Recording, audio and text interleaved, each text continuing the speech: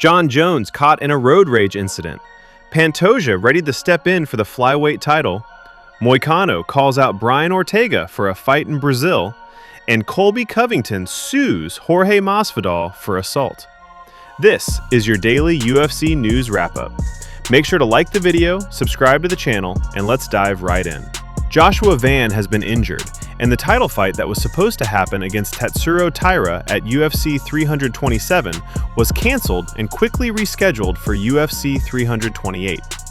They haven't reported exactly what the injury is yet, but apparently it isn't serious since they only delayed the fight to the next numbered event. Because of this, speculations began to arise about whether he would actually be able to fight or if the match would be canceled once again. Taking advantage of this opening, former champion Alexandre Pantoja made a point of showing on his social media that he is already on weight to reclaim the title.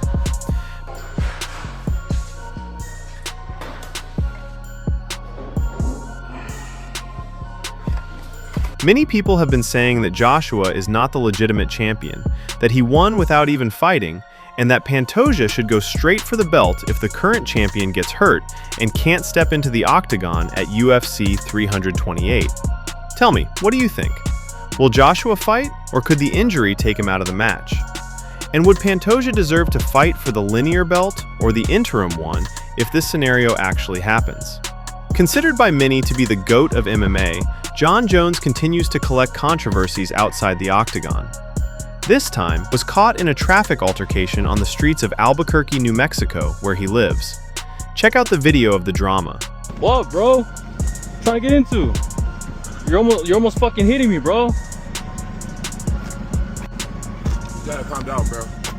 Yeah, bro, you gotta learn how to drive, bro. You gotta relax yourself, bro. You're almost hitting me with your truck, bro.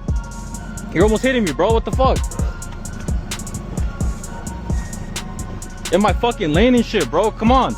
The video of the incident was recorded and published on the internet by Brian Beltran, the individual Jones was arguing with, who claims to have been cut off 3 times by the UFC star's pickup truck while driving his car. The confusion reportedly intensified after Beltran showed the middle finger to the fighter following the maneuvers that almost made them collide. After that, both pulled their cars over in a parking lot. In the images, it's possible to see both leaving their respective vehicles to demand an explanation. The former UFC champion then approaches Beltran with one of his hands inside his jacket pocket, raising suspicions about the possibility of Bones carrying a firearm while confronting his rival. "You have to calm down, brother. You have to relax, brother," was all Jon Jones said, before returning the gesture and showing his finger to Brian Beltran, who was filming him. Jon Jones just doesn't stop collecting trouble out there. Maybe that's why Dana isn't a big fan of him at the White House, LOL. What do you think? After shining in the main event of UFC Vegas 115 last Saturday, submitting Chris Duncan, Renato Moicano wasted no time and put 4 athletes on his radar for the next round. Within the group, however, one seems to stand out and generate greater enthusiasm from the Brazilian, Brian Ortega.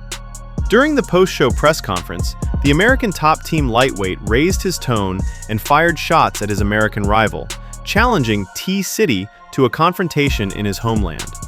It's worth noting that, originally, Ortega was Moicano's opponent for UFC 326 in March. Due to problems, however, the American had to withdraw from the match and left Renato at the time without a rival. Such a context, added to the fact that the American has already defeated the Brazilian in the past, seems to be reason enough for money to seek revenge inside the world's most famous octagon. There's a son of a beau with whom I have a very big grudge. His name is Ortega. Brian Ortega, man. He ran from the first fight.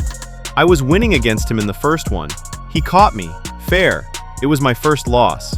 But now I want revenge. I want his head. I want to kill this son of a beau. I was going to fight him last month, but he pulled out of the fight. We need to settle this. We need to fight him, especially in Brazil. I know the UFC is returning to Brazil, so let's do Ortega versus Moicano, suggested the veteran. If it actually happens again, the duel between Moicano and Ortega represents a rematch almost a decade after their first encounter. On that occasion, in July 2017, at UFC 214, when both still competed in the featherweight division, The one who got the better of it was T-City, who submitted Renato with a guillotine in the third round. Now, the Brazilian seeks the chance to get even with his American tormentor. Who do you think comes out on top in this rematch? An incident that became a police case at the time has had a new development more than 4 years after the event. In March 2022, Colby Covington was assaulted while leaving a restaurant in Miami by an individual later identified as Jorge Masvidal. Now, Chaos, as the American loudmouth is known, has turned to the court to sue his rival and seek compensation exceeding $50,000. According to court documents obtained by the MMA fighting website, the lawsuit was officially filed in Miami-Dade County, Florida on March 23rd. Still, according to the records, Covington's lawyers warned that, even before the incident took place, Masvidal threatened to ambush Colby in interviews. Therefore, the American's legal team interprets that the assault was intentional and calculated. After being accused at the time, Masvidal eventually pleaded guilty to the assault and obtained a sort of plea deal, in which he escaped a longer prison sentence by paying bail. The target of the ambush, Colby revealed that the unexpected attack left him with a broken tooth, a wrist injury, a brain concussion, and a significant financial loss due to damage to his Rolex watch. Therefore, given the context, Covington seeks to have his loss reimbursed with the proper reparations, such as medical costs and other consequences of the assault. The compensation sought could reach more than $50,000. Also, according to the MMA fighting website, the trial for the case has not yet been scheduled, since the process was opened recently at the end of March. Colby Covington and Jorge Masvidal were once friends and teammates when both were part of American Top Team, a period in which they even lived together. However, as time went by, the two fought and became declared enemies, always hurling provocations at each other and challenging each other to a combat, officially realized in March 2022 and won by Chaos. Weeks after the fight, Gamebred ambushed his rival on the streets of Miami in the assault case that lasts until today. And so, does Covington manage to win in court or not? Well, MMA fans, that was our news roundup for today. Every day there is a new video talking about everything that happens in the world of fighting.